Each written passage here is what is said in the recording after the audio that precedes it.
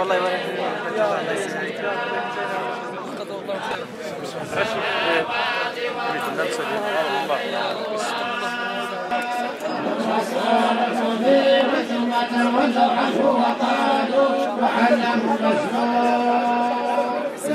كاشف العذاب قليلا إنكم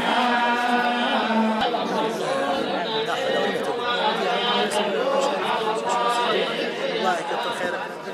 بداية كنعزي الناس اللي ماتوا إنا لله وإنا إليه راجعون. هذا مصاب جلال أصاب تم الإصدار في إقليم قلميم بوفاة 16 ضحية في نفس الليلة في حادث غرق ديال السيارة اللي كانوا راكبينها. خرجوا من تيمولايا حوالي الساعة 6:15 مساء، وتقريبا بحوالي 8 كيلومتر عن بوزكر وقعت الحادثة بعدم تقدير السائق لخطورة الوادي، وأيضا لغياب أي شكل من الأشكال ما يمنع حركة السير في الوادي الذي يعني جا في ديك الليلة، وكانت الشتاء وكانت يعني الأمطار كثيرة. والخبر للأسف جانا في واحد الوقت متأخر من الليل، جانا حوالي الساعة 10 يعني تقريبا بعد ساعتين من الحدث اللي كان المصاب جلال. والناس كما شفتوا كاملين في هذا العزاء الجماعي، الناس تعاونوا كاملين لا في ديك الليلة ولا أيضا حتى في يومين من بعد ذلك، حتى لقاو جميع الضحايا ولقاو جميع الجثث ديال 16 واحد. والناجي الوحيد الحمد لله راه اليوم كما سمعتوا راه أصبح على أحسن ما يرام بعد يعني الاستتباب ديالو في المستشفى العسكري.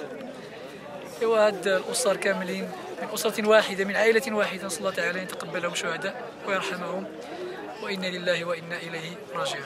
الإغاثة والإنقاذ كما فايت قلت منابر أخرى إعلامية، دابا إلا كنا غادي نحمل المسؤولية فهي مسؤولية مشتركة، لا حنا العائلة اللي ما خديناش الاحتياطات اللازمة، لا السلطة اللي ما دارتش مثلا البراج كتمنع ديال منع ديال حركة المرور في ذاك الليلة في ذاك الوادي تيمسرت، أيضا حتى هاد يعني الوقاية المدنية وما شابهها، فحتى هما راه يكونوا معذورين، أفراد قليلة يعني إمكانيات متواضعة وأمام واحد سيلان ديال الوادي اللي كيحكيو لي الأجل الناس الكبار تقريبا هذه من 1986 ما شافوش مثل هاد الأمطار.